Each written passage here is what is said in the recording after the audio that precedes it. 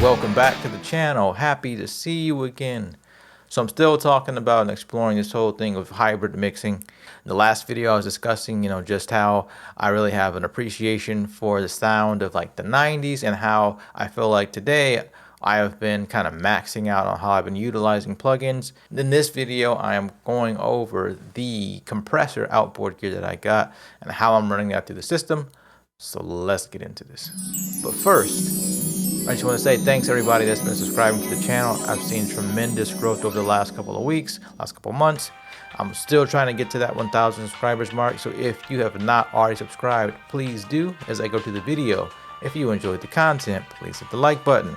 Alright, so in this video I'm using the Art Pro VLA II and how I'm using it on my 2-bus to really get, again, the saturation and compression as I'm taking the audio out and bringing it back in. Alright, let's check it out.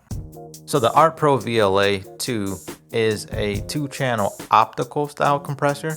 However, it does have a tube amplification built into it. Again, you have channels 1, channel 2 here. There is a stereo link button here, which you can then utilize to link both channels together.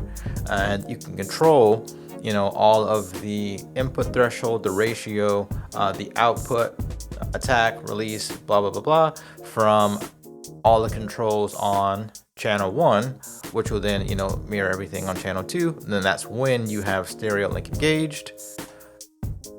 Deselecting or unlinking the channels will then give you the ability to independently control, again, threshold, ratio, output levels, attack, release on the channels separately. One thing I will say with this is that, and it's even stated in the manual, this thing, you have to let it warm up. The tubes inside do need to, heat up just to make sure that you're getting proper functionality. The manual even does recommend or state that you should, allow the thing to warm up before you use it.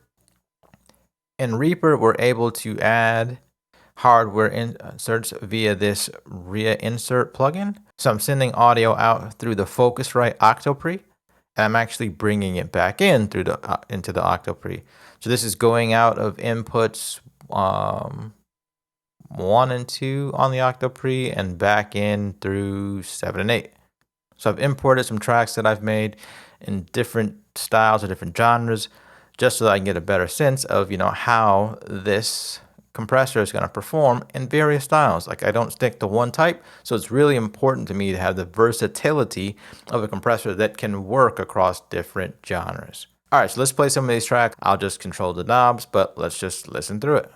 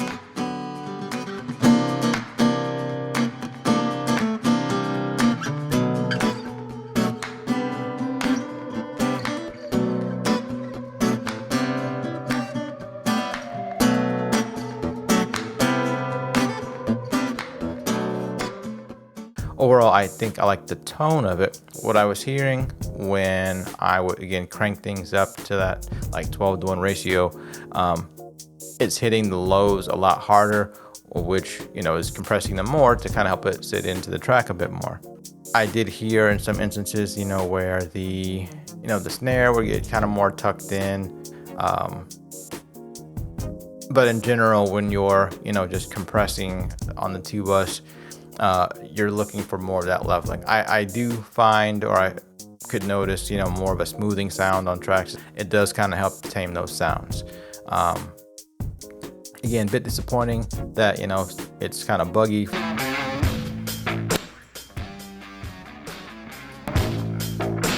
I think I'll be switching to utilize this more on, you know, like for vocals, so that I can just run everything through channel 1, which I think would be, you know, very good. I didn't do vocals on this video, but in any event, I think that's where I'm going to more utilize this, or you know, more experimentation on other instruments where I'm less concerned about, you know, having to dial in both the left and right channels on the stereo bus. In terms of versatility, again, if I can get things dialed in properly, there is opportunity for, you know, this to work across different genres. I do like how it sounds more on, again, like a rock type track, the acoustic one, or even I was gonna say maybe like the pop dance, but I feel like I probably have to hit that a lot harder with the threshold and compression more, so maybe not. But that's my thoughts on this. If this was at all interesting or helpful to you, if you've been having any issues with your, you know, Art Pro VLA, let me know how you fixed it. Appreciate you guys' time. Again, make sure you like, subscribe, and I'll talk to you guys in the next video. Peace.